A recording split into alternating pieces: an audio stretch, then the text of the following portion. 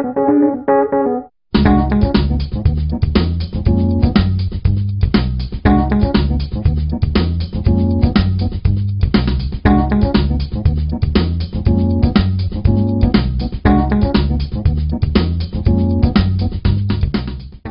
to episode 82 of Meet the GIMP.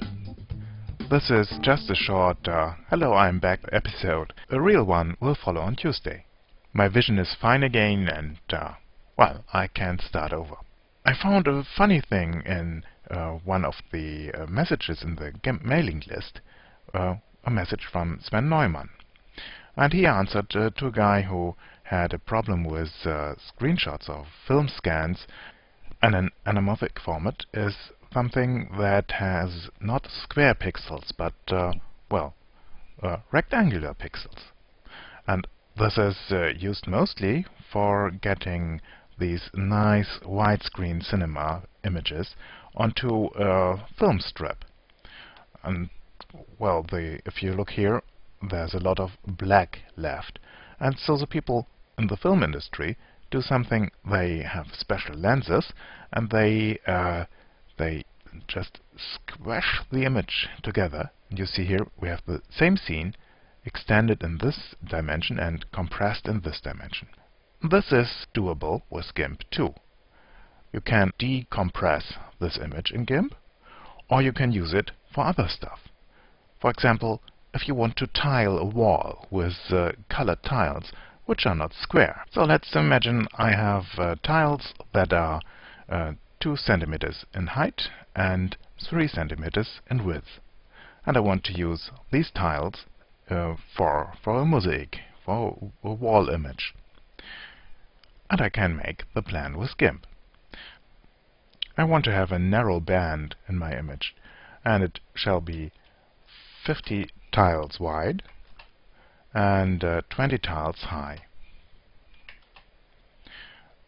Now I have to look for the resolution. Here I have 72 pixels per inch, and let's change that.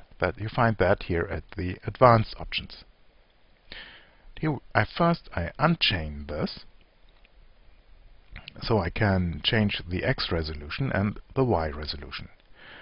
This here is pixels in inch, and I can say here pixels per millimeter, per point, per pica, and a lot more. And let's switch to something that can be used for tiles, and this is pixels per meter. Sorry for the metrically challenged. I could use pixels per foot too. And now I've forgotten which tile size I said in the beginning, but let's assume each tile is 5 centimeter in width, and this is the X resolution. 5 centimeter means 20 pixels per meter. So this is 20. And let's say each one is 2 centimeter in height. That would be 50 tiles per meter. So this will be a narrow band. Now you see my image is wide, but not as wide as I wanted. And let's zoom in, or Shift Control E for getting this hole here, and you see we have here 20 and here 20. This is the same. If I take my brush here or my pen and just make this here 1 pixel in size, you see my pixel is a square. Well, there's another option, and this is dot for dot. Just click on that, and we have here the band with the tiles.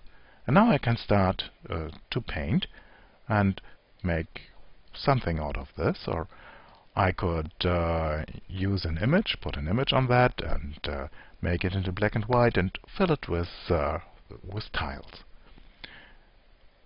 I was simply amazed when I read this in the mailing list that this is possible with non-square, with rectangular tiles or rectangular pixels, non-square pixels. It's quite a feature. Now Is it possible with triangles or hexagons? I fear not, because we are stuck with this coordinate system, with putting them on top and next to each other here. Now we have the basic image, but there are two things that would be nice to have here. Here we have tiles, pixels, as the unit in the rulers. I can change that. For a better thing for planning such a thing is it would be meters or centimeters. Let's switch to centimeters.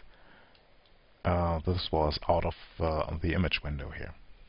And now you see here, this is 50 centimeter, 1 meter, 2 meter, and we're here at 2 meter 50 for the whole image. And the whole image height is 40 centimeters. And the next thing would be nice to see a grid, and I can go to View and say here Show Grid. But now we only see a grid every 10th pixel or tile. But there is in the image dialog Configure Grid. Here I can set line style to solid or something else. Let's say intersections, crosshairs. And I can change the color. I can say I want to have them 1 and 1. Oh, it was locked. Okay, I can even do an offset. This is I don't know for well, okay, you could put these crosses into the center of a pixel or so. So let's change this here to solid again. Okay, and now I have a grid here, and when I zoom into this image, I can see where I can put some pixels or not. This is easily to switch off. Just go to View, Show Grid. It's away. And I think this was it for today. I say thank you for all the nice emails I've got, and for the good wishes for the next year. And of course, I forgot to do this in the beginning. I wish you all a nice 2009.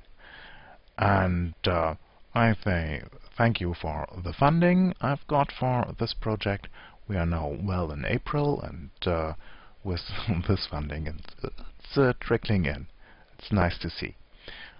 And okay, I will be back on Tuesday with a thing that I thought I would never do: adding grain to an image, to a black and white image.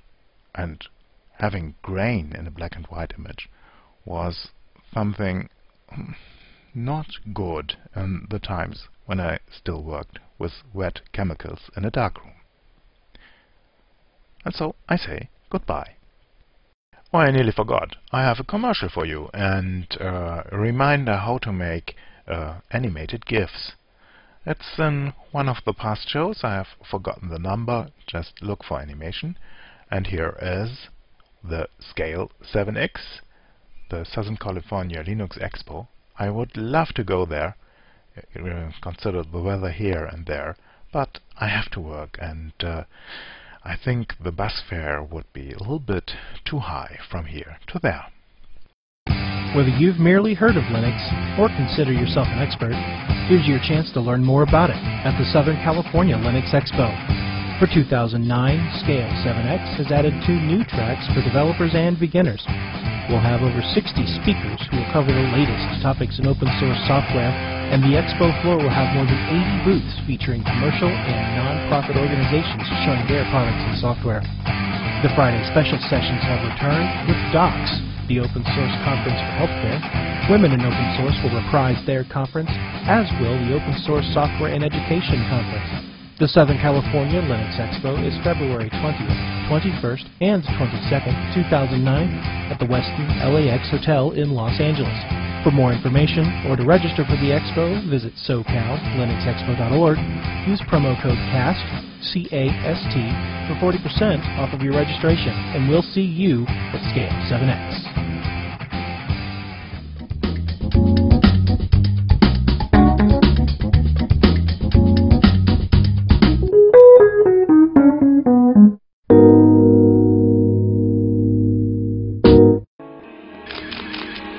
photocastnetwork.com, your photography resource in the potosphere. photocastnetwork.com